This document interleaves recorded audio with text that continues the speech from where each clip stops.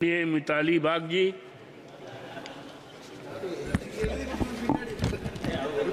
ধন্যবাদ মহাশয়, আমাকে সংসদে বলার সুযোগ করে দেওয়ার জন্য। টি ঠাকুর রামকৃষ্ণ মাস রাধাকে প্রণাম। আমি আরামবাগ লোকসভাবাসীর কাছে কৃতজ্ঞ। মহাশয়, ভারতের রেল বিশ্বের বৃহত্তম ব্যস্ততম রেল পরিবহন ব্যবস্থাগুলির মধ্যে অন্যতম, আমরা সকলেই জানি। কিন্তু বর্তমানে কেন্দ্রীয় সরকার এই পরিষেবা নিয়ে সম্পূর্ণ উদাসীন।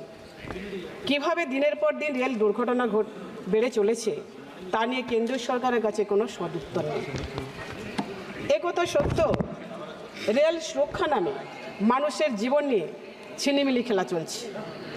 মৃত্যুর মিছিল, ডাকাতি, রাহাজানির মতো ঘটনা ঘটছে প্রতিনিয়ত। যাত্রীদের নিরাপত্তা দিতে ব্যর্থ কেন্দ্রীয় সরকার। যাত্রীদের নিরাপত্তা, রেল পরিষেবার গুণগত মান অত্যন্ত খারাপ হওয়া সত্ত্বেও প্রতিদিন সংসদ ভবনে শোনা যাচ্ছে যে 100%ই কাজ হচ্ছে, সব কাজ হচ্ছে। মানবিক মুখ্যমন্ত্রী মমতা বন্দ্যোপাধ্যায় মহাশয় যখন রেলমন্ত্রী ছিলেন তখন যতটা কাজ হবার হয়েছে, তারপর থেকে আজও কাজ স্তব্ধ হয়ে রয়েছে। যেমন তারকেশ্বর থেকে বিষ্ণুপুর, ডানকুনি থেকে ফুরফুরা শরীফ, এইগুলো কি 100% কাজের মধ্যে পড়ে না? মাননীয় মন্ত্রী মহোদয়ের কাছে আমার বড় প্রশ্ন।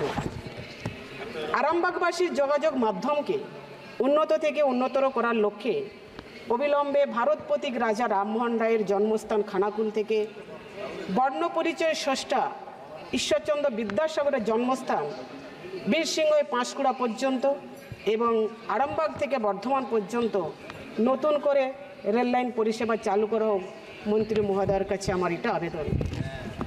লোকাল ট্রেন কারণে অকারণে যখন তখন বাতিল হচ্ছে। নিত্য যাত্রীদের দুর্ভোগের শেষ নেই, তাই যাত্রীদের প্রতিনিয়ত ক্ষোভ লেগেই থাকছে। প্ল্যাটফর্মে মহিলাদের জন্য যথেষ্ট শৌচালয় নেই, রয়েছে পানীয় জলের অভাব। কিছু কিছু স্টেশনকে মডেল স্টেশন ঘোষণা করে মিথ্যা গিমিক করা হচ্ছে। বাস্তবে পরিষেবা বলতে কিছুই নেই, পরিষেবা নামে চলছে প্রহসন। বর্তমানে রেল বাজেট ততটাকে গুরুত্ব দেওয়া হয় না, কারণ সাধারণ বাজেটের সাথে জোগাখিচুড়ি করে দেওয়া হচ্ছে। তার কারণ আমরা দেখতাম আগে রেলের জন্য একটা বাজেট আলাদা করে থাকতো। আসলে রেল বাজেটের কোনো গরিমাই নেই, শূন্য পদে কোনো নিয়োগ নেই, যার ফলে অপ্রতুল রেল কর্মচারী দিয়ে চলছে রেল পরিষেবা। যেভাবে রেল বেসরকারীকরণ করার প্রচেষ্টা চলছে তাতে রেল পরিষেবা তো দিনে দিনে তলানিতে ঠেকেছে। তার দেশবাসী তাদের জীবন দিয়ে সেই রেল পরিষেবার সাক্ষী হচ্ছে। গত 30 জুলাই ভয়াবহ দুর্ঘটনা ঘটেছে হাওড়া মুম্বাই মিলে। 18টি বগি লাইনচ্যুত হয়েছে এবং সাধারণ মানুষেরও প্রাণহানি ঘটেছে। এটা অত্যন্ত লজ্জাজনক। যে রেল ভারতবর্ষের গর্ব ছিল আজ সাধারণ মানুষের কাছে আতঙ্ক হয়ে দাঁড়িয়েছে। আসলে পরিষেবা দেবার নাম করে যাত্রীদের থেকে বেশি বেশি করে টাকা নিলেও পরিষেবা দিতে পুরোপুরি ব্যর্থ। অ্যান্টি কলিশন ডিভাইস মানে আমরা যাকে রক্ষা কবচ বলছি, শুধু শুনেই যাচ্ছি, বাস্তবে তা কিন্তু ডুমুরের ফুলে বাস্তবিত হয়েছে। কবচ যদি থাকতো তাহলে এত দুর্ঘটনা ঘটতো না। হালির ধূমকেতু দেখা পাবার নির্দিষ্ট সময় আছে, কিন্তু দুর্ঘটনাবিহীন রেলযাত্রা কবে হবে তা কোনো নিশ্চয়তা নেই। ঘটা করে নিত্য নতুন ট্রেনের মোড়কে মুড়ে ফেলা মানুষকে বোকা বানানোর কাজ চলেছে। কতদিন চলবে মন্ত্রী মহোদয় একটু বলবেন? এত শূন্যপদ থাকা সত্ত্বেও নিয়োগ নেই, কর্মীর অভাবে ঘটছে দুর্ঘটনা। রক্ষীবিহীন লেভেল ক্রসিং আজও রয়ে গেল, কোনো তার উত্তর আছে?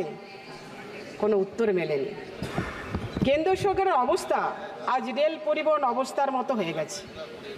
রেল যেমন আজকাল যেখানে সেখানে যখন তখন লাইনচ্যুত হয়ে পড়ছে, ঠিক সেই রকম ভারতীয় জনতা পার্টি কেন্দ্রীয় সরকার আজ দিশেহারা হয়ে জনসাধারণের কাছে বিচ্যুত হয়ে পড়েছে।